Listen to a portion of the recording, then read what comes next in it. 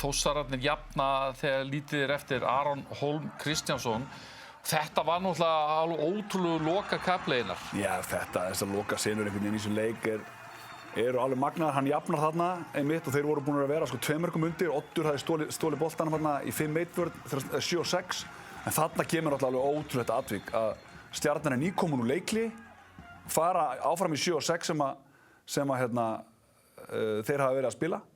Koma út í leikli, eru 7-6 og markmaðurinn, eins og sjáum hann tölt inn á. Töltir inn á eftir leiklið, 7 útispilarar, markmaður. Það starffræðin segir með það að það séu 8 leikmenn og þetta sjáum hann á bekknum og Þór. Þetta náttúrulega alveg átak. Hvernig getur þetta gerst? Hvernig getur þetta gerst? Sko, ég veit ekki. Bolt og þeir eru 8 inn á. Maður hefur séð á sig, dómarinn að telja. Já, en röltir hann ekki, er hann inn á þegar að... Já, ég held það sko. En ég held að sé ekki nefnilega ábyrgð dómarana, en maður hefur séð dómarana vera, þú veist, í þessari talningu. Það gerist í Eyjum, sko. Ég byrja sjálf kíkja það... Og þarna ertu einmitt, þeir eru búin að spila 7-6 þarna í einhverja 10 mínútur áður en það gerir, sko. En að markmaðurinn fær gæla eitthvað svona brain freeze, þannig að hann bara töltir inn á. Þeir þurfa að fara að vera inn í leikljónum, hætti að vera í grúppu fyrir utan og hlusta á hvað að gera. Þórsar að fara í sókn. Þeir eru einu fleiri, en það bara algjört úrræðaleysi sem endar einhverju þvælu línusendingu hjá Ígori. Já, sko, það sem í rauninni búið að gerast að Hafþór var búinn að fara að fá meiddur út af þarna nokkrum mínútum og undan, hann var búinn að vera að stýra yfirtölunni hjá þeim og þeir koma þarna, vinna boltan einhvern veginn óvænt eftir leikliðið, átti ekki timeout sjálfur, Ígor. Þetta sko annar heimaleikurinn í röð, þar sem Ígor fer með lokasókn fyrir þá til þess að sækja meira út úr leiknum. Og það ég náttúrulega, já, eins og ég segi, óðagoti var algjört, sá maður þegar sóknin var að byrja. Þá var einhvern veginn Brynjar Hólm og Oddur að spjalla saman hvað var að gera. Þú veist, auðvitað ekki leikli en það engin skilaboð sem skilar sér á völlinn.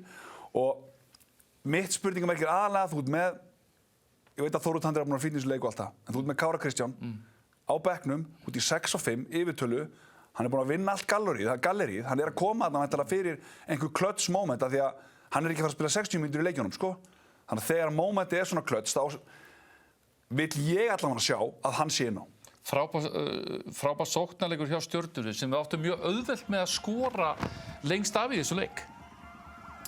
Já, sko, Stjarnan sundur spilar Þórsarana trekk í trekk hérna í byrjun og í þessum fyrri hálfleik.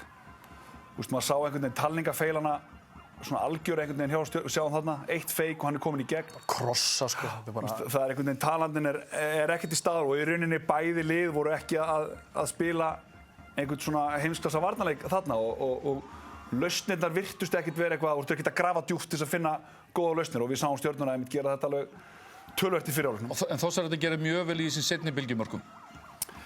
Já, við sjáum klippundara eftir þegar Stjarnan að hlaupa tilbaka.